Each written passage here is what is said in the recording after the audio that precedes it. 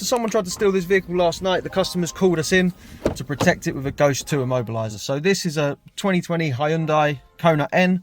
We've got the key here. If we tried to steal this, it's going to start up and then just die. And then if we try again, the vehicle's just going to overcrank,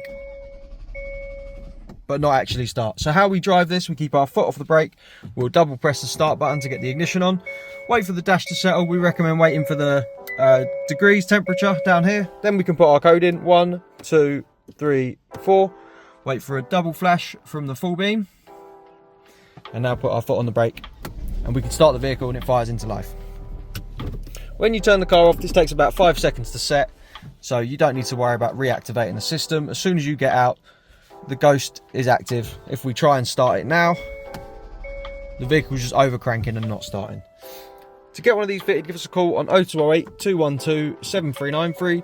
We're Immobiliser Fit, and this is a 2020 Hyundai Kona N protected with a Ghost 2 immobiliser.